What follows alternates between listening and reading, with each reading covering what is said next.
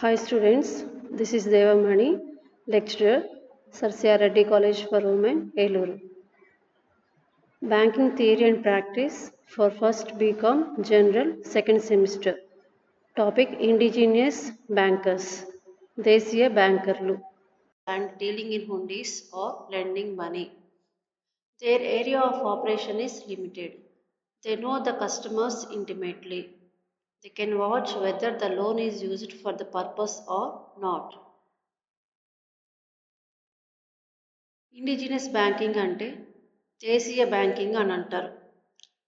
Any individual firm కానీ లేదా private firm కానీ పబ్లిక్ దగ్గర నుంచి డిపాజిట్స్ రిసీవ్ చేసుకుని అలాగే హుండీస్ తోటి డీలింగ్స్ పెట్టుకుని అలాగే లోన్స్ కనుక ఇస్తే కనుక వాటిని ఇండిజినస్ బ్యాంకర్ అని అంటారు. అలాగే ఈ యొక్క ఇండిజినస్ బ్యాంకింగ్ యొక్క ఆపరేషన్స్ అనేది చాలా తక్కువగా ఉంటుంది. అంటే ఆ బ్యాంక్ ఎక్కడైతే స్టార్ట్ చేశారో ఆ ఏరియాలో మట్టుకే వాళ్ళ యొక్క ఆపరేషన్ అనేది చేస్తారు. అంటే ఆ ఏరియాకి సంబంధించి అక్కడ ఉన్న పబ్లిక్ తోటి వాళ్ళు ట్రాన్సాక్షన్స్ అనేది నడుపుతారు. అలాగే ఈ యొక్క బ్యాంకర్స్కి అక్కడ ఉన్న పబ్లిక్ తోటి మంచి రిలేషన్షిప్ అనేది కూడా ఉంటుంది. అలాగే ఈ యొక్క బ్యాంక్ వాళ్ళు ఎవరైతే వాళ్ళు లోన్ ఇస్తున్నారో లోన్ తీసుకున్న వాళ్ళు దాన్ని సరిగ్గా యూటిలైజ్ చేస్తున్నారా లేదా, వాళ్ళు దేనికి అవసరమైతే లోన్ తీసుకున్నారో ఆ పర్పస్ కరెక్టా కాదా అనేది కూడా వీళ్ళు ఐడెంటిఫై చేసుకుంటారు అనమాట. సో ఇది ఇండిజినియస్ బ్యాంకింగ్. అలాగే ఈ యొక్క ఇండిజినియస్ బ్యాంకింగ్ అనేది చాలా పురాతన కాలం నుంచి వస్తుంది. ప్రజెంట్ కూడా ఈ యొక్క ఇండిజినియస్ బ్యాంకింగ్ అనేది కూడా నడుస్తూ ఉందన్నమాట. These banks are classified into those who deal only in banking business, those who combine banking business with trade, those who deal mainly in trade and limited banking business.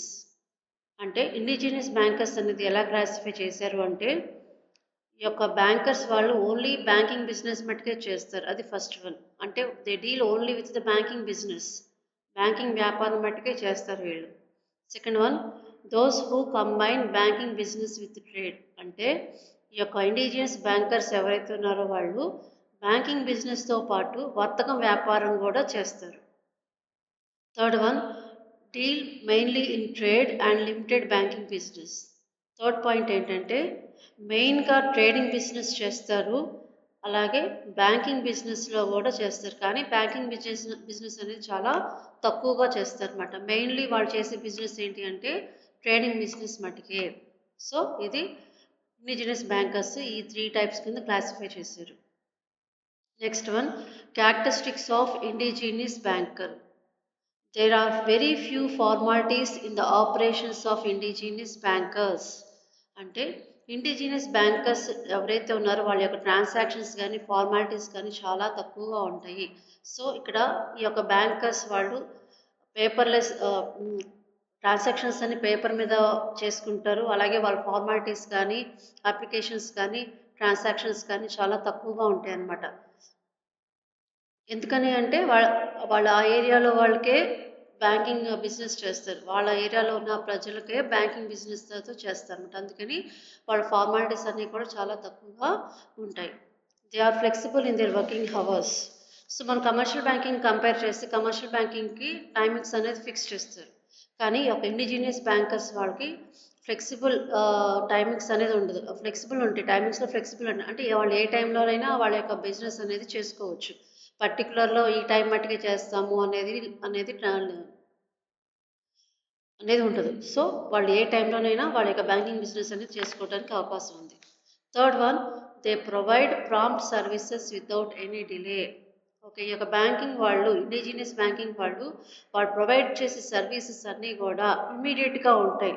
So వాళ్ళు అందించే సేవలు ఏదైనా సరే any delay అంటే late అనేది ఉండదు. ఇమ్మీడియట్గా వాళ్ళు సర్వీస్ అనేది ప్రొవైడ్ చేస్తారు.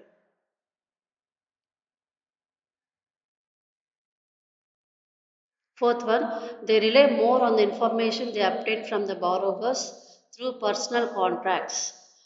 అంటే రుణం కోసం ఎవరైతే ఇచ్చారో వాళ్ళు ఏ విషయం అయితే చెప్పారో ఆ విషయాన్ని వాళ్ళు నమ్ముతారు.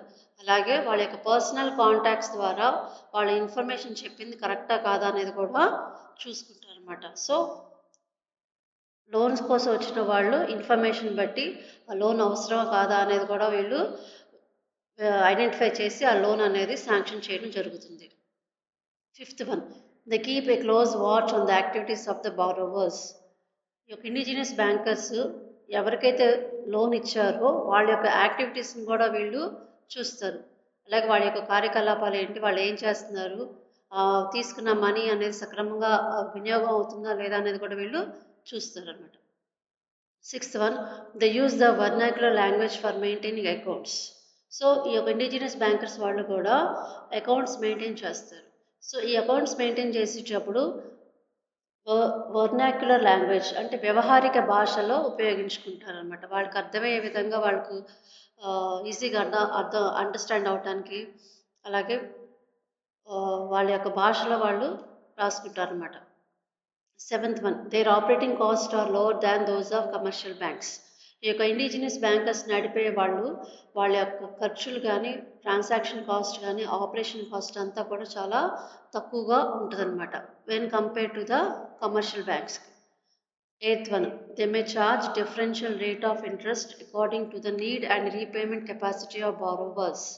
అంటే వీళ్ళు లోన్ కనుక ఇచ్చినప్పుడు ఇంట్రెస్ట్ చార్జ్ చేస్తారు కదా, ఆ ఇంట్రెస్ట్ అనేది కూడా డిఫరెంట్గా ఉంటుంది. సేమ్ ఇంట్రెస్ట్ అనేది ఉండదు. అంటే అవసరాన్ని బట్టి ఇంట్రెస్ట్ రేట్ అనేది మార్పు చేస్తూ ఉంటారు.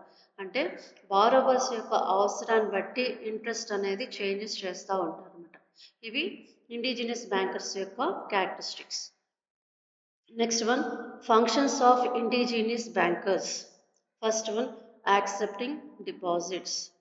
The indigenous bankers accept deposits from public, like deposits which are repayable on demand and deposits which are repayable after a fixed period.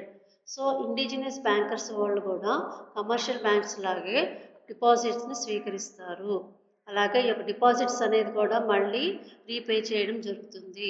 ఎలా రీపే చేస్తారు అంటే, ఫస్ట్ వన్ ఏంటి, deposits which are repayable on demand. అంటే డిమాండ్ని బట్టి, అవసరాన్ని బట్టి ఆ డిపాజిట్ అనేది రీపే చేస్తారు.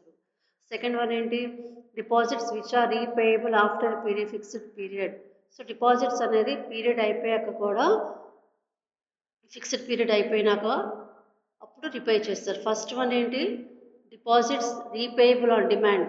Second one, deposits repayable after the expiry date or fixed period. So ఇది accepting deposits. Second one, advancing loans. The indigenous bankers advance loans to their customers against securities such as land, crops, gold and silver, etc. They also give credit against personal security. ఈ యొక్క indigenous bankers వాళ్ళు deposits స్వీకరించడం మట్టుకే కాకుండా loans కూడా provide చేస్తారనమాట. So ఇక్కడ loans అనేది ఎలా ఇస్తారు, సెక్యూరిటీని పెట్టుకొని, తనఖా పెట్టుకొని. ఏం తనఖా పెట్టుకుంటారు, ల్యాండ్ కానీ, గోల్డ్ కానీ, సిల్వర్ కానీ, ఈ వీటిని తనఖా పెట్టుకుని లోన్ అనేది ఇవ్వడం జరుగుతుంది. అలాగే కొన్ని సందర్భాలలో పర్సనల్ సెక్యూరిటీ అంటే సొంత పూచీకత్తుపై కూడా లోన్ అనేది ఇవ్వడం జరుగుతుంది. Third one, business in హుండీస్. They provide remittance facilities to they customers. They draw and discount bills for they customers. అంటే కొన్ని సందర్భాలలో క్యాష్ని ఒక చోట నుంచి ఇంకో చోటకి చేర్చే విధానం కూడా వీళ్ళు, ఆ సర్వీస్ కూడా వీళ్ళు అందివ్వడం జరుగుతుంది. అలాగే బిల్స్ డిస్కౌంట్ విషయంలోనూ, అలాగే బిల్స్ డ్రా చేయడంలో కూడా వీళ్ళు సర్వీస్ని ఇవ్వడం జరుగుతుంది అనమాట. Next one, non banking functions. అంటే బ్యాంకింగ్ కాకుండా ఇతర ఏ సర్వీస్ ప్రొవైడ్ చేస్తున్నారో చూద్దాం. ఏ సర్వీసులు కానీ లేదంటే ఇతర ఏ విధులు చేస్తున్నారో చూద్దాం. First one, they have their retail trading business. అంటే రీటైల్ ట్రేడింగ్ బిజినెస్ అనేది కూడా వాళ్ళు చేస్తారు. అంటే బ్యాంకింగ్ బిజినెస్తో పాటు ట్రేడింగ్ బిజినెస్ కూడా చేస్తారు అనమాట. Next, they act as agents to large commercial firms and earn income in the form of commission. అలాగే వేరే ఫర్మ్స్ ఏవైతే ఉన్నాయో, ఫైనాన్షియల్ ఇన్స్టిట్యూషన్స్ కానీ లేదంటే ప్రైవేట్ ఫైనాన్స్ ప్రొవైడ్ చేసేవాళ్ళు కానీ, వాళ్ళతో కూడా ఏజెంట్ కింద వ్యవహరించి తద్వారా కమిషన్ కూడా వీళ్ళు తీసుకుంటారు అనమాట. ఇది కూడా non banking functions. Trading business కూడా నాన్ బ్యాంకింగ్ బిజినెస్. అలాగే ఏజెంట్ కింద వ్యవహరించి తద్వారా వచ్చే కమిషన్ కూడా non banking business. Third one, they also participate in speculative activities. అంటే స్పెక్యులేటివ్ యాక్టివిటీస్ ఏంటంటే ఊహాజనిత యాక్టివిటీస్ అంటారు. అంటే ఏంటంటే ఇప్పుడు పెట్టుబడి పెడితే ఫ్యూచర్లో కనుక ఏదైనా లాభం వస్తుంది అనే మీనింగ్ తోటి వాళ్ళు ఇప్పుడు పెట్టుబడి పెట్టి ఫ్యూచర్లో వచ్చే లాభం కోసం చేసే పనులు కూడా వీళ్ళు చేస్తారు. ఫర్ ఎగ్జాంపుల్ షేర్స్ పర్చేస్ చేస్తారు, అది ఫ్యూచర్లో రేట్ ఇంక్రీజ్ అవుతుందని. అలాగే గోల్డ్ బిస్కెట్స్ కానీ గోల్డ్ కాయిన్స్ కూడా అలా పర్చేస్ చేస్తారు. ఎందువల్లంటే ఆ ఫ్యూచర్లో రేట్ అనేది పెరుగుతుందనే ఉద్దేశంతో. సో ఇటువంటి కార్యక్రమాలు కూడా వీళ్ళు చేయడం జరుగుతుంది అనమాట. సో ఇవన్నీ కూడా నాన్ బ్యాంకింగ్ ఫంక్షన్స్ అనమాట. Next one suggestions. So commercial banks యొక్క ఇండిజినియస్ బ్యాంకర్స్ ఏవైతే ఉన్నాయో వాటికి కొన్ని సజెషన్స్ అనేది కూడా ఇవ్వడం జరుగుతుంది. సో ఎవరు ఇచ్చారు ఈ సజెషన్స్ అంటే వేరియస్ కమిటీస్ ఎంక్వైరీ చేసి సో ఈ యొక్క ఇండిజినియస్ బ్యాంకర్స్కి కొన్ని సజెషన్స్ ఇవ్వడం జరిగింది. సో ఫస్ట్ వన్ చూడండి, the indigenous bankers should give up their side trade and confine themselves to banking properly. అంటే ఈ యొక్క ఇండిజినియస్ బ్యాంకింగ్ చేసే వాళ్ళు కేవలం బ్యాంకింగ్ బిజినెస్ మట్టుగా చేసి ట్రేడింగ్ బిజినెస్ ఏదైతే ఉందో దాన్ని విడిచిపెట్టమని చెప్తున్నారు. అంటే ఏంటి, they are only confined to banking business itself. అంటే బ్యాంకింగ్ వ్యాపారం మట్టుకే వాళ్ళు చేయాలని చెప్తున్నారు అనమాట. Second one, they should modernise their methods of working and run their business like commercial banks. Commercial banks ఏవైతే మెథడ్స్ ఫాలో అవుతున్నాయో, మోడర్న్ మెథడ్స్ కానీ మోడర్న్ సర్వీసెస్ కానీ ఏవైతే ఫాలో అవుతున్నాయో ఈ యొక్క ఇండిజినియస్ బ్యాంకర్స్ కూడా సేమ్ అయ్యే ఫాలో అవ్వాలని సజెస్ట్ చేస్తున్నారు. Third one, they should maintain their accounts properly and get them audited.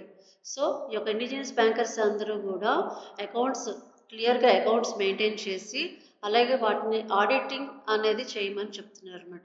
Next one, they should concentrate more on deposit business and encourage deposits made by rural people. ఈ యొక్క indigenous bankers అనేది ఎక్కువగా ఎక్కడ ఉంటాయంటే rural ఏరియాలో లేదంటే వెనుకబడిన ప్రాంతాల్లో ఉంటాయి అన్నమాట. సో అక్కడి నుంచి ఆ ప్రజల నుంచి అక్కడ ఉన్న ప్రజల దగ్గర నుంచి డిపాజిట్స్ స్వీకరించమని చెప్తున్నారు, సజెస్ట్ చేస్తున్నారు. Fifth one, they should be directly linked with the reserve bank of India. So మన ఈ యొక్క ఇండిజినియస్ బ్యాంకర్స్ అందరూ కూడా కమర్షియల్ బ్యాంక్స్ వల్లే ఆర్బీఐ తోటి కనెక్ట్ అవ్వాలి. సో కనెక్ట్ అయితే కనుక ఆర్బీఐ ప్రొవైడ్ చేసే ఫెసిలిటీస్ అన్నీ కూడా వీళ్ళకి కూడా వర్తిస్తాయి అని సో ఆర్బీఐ తోటి కనెక్ట్ అవ్వమని సజెస్ట్ చేస్తున్నారు. Sixth one, there should not be any unhealthy competition between the indigenous banks and commercial banks.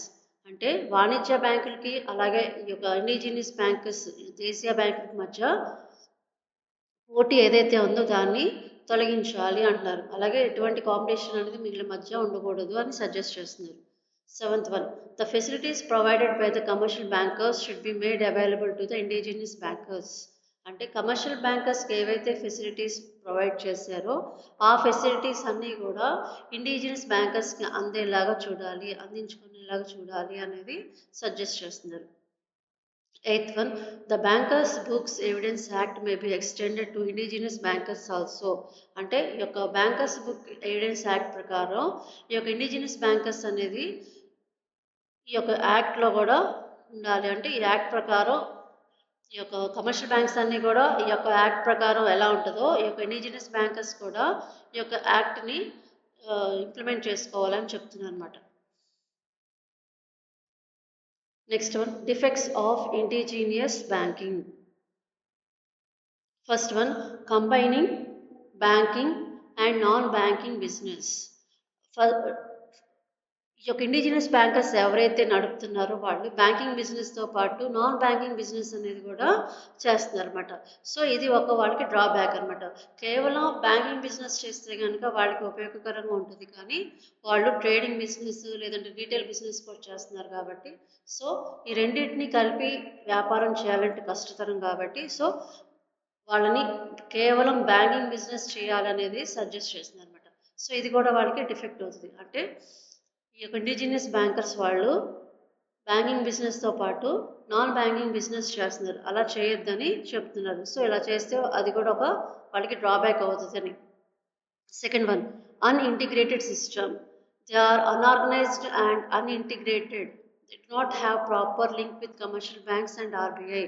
ఈ యొక్క ఇండిజినియస్ బ్యాంకర్స్ ఏవైతే ట్రాన్సాక్షన్స్ కానీ యాక్టివిటీస్ చేస్తున్నారో అవన్నీ కూడా అన్ఆర్గనైజ్డ్ అనమాట. అంటే చట్టబద్ధమైనవి లేదంటే న్యాయబద్ధమైనవిగా వర్ణించరు. సో అందుకని అలాగే వీళ్ళు ఆర్బీఐతో కానీ కమర్షియల్ బ్యాంక్తో కానీ లింకప్ అవ్వరు అనమాట. సో ఇది వాళ్ళకి ఒక డ్రాబ్యాక్. ఆర్బీఐతో కనుక లింకప్ అయి ఉంటే కనుక సో ఆర్బీఐ అందించే ఫెసిలిటీస్ కానీ ఇంకా వేరే ఏవైతే ఉన్నాయో అవి కూడా వీళ్ళకి వర్తిస్తాయి. సో ఇది వాళ్ళకి ఒక డ్రాబ్యాక్ కింద చూపిస్తుంది అనమాట. సో వాళ్ళ యొక్క ట్రాన్సాక్షన్స్ కానీ యాక్టివిటీస్ కానీ అన్ఆర్గనైజ్డ్ అనేది ఉంటుంది. సో అది next one, lack of sufficient capital. Commercial బ్యాంక్స్కి ఫండ్స్ అనేది ఆర్బీఐ నుంచి అందుతాయి, అలాగే రూరల్ పీపుల్ దగ్గర నుంచి డిపాజిట్స్ అనేది స్వీకరిస్తారు. కానీ ఒక ఇండిజినస్ బ్యాంకర్స్ వాళ్ళ యొక్క క్యాపిటల్ అనేది వాళ్ళ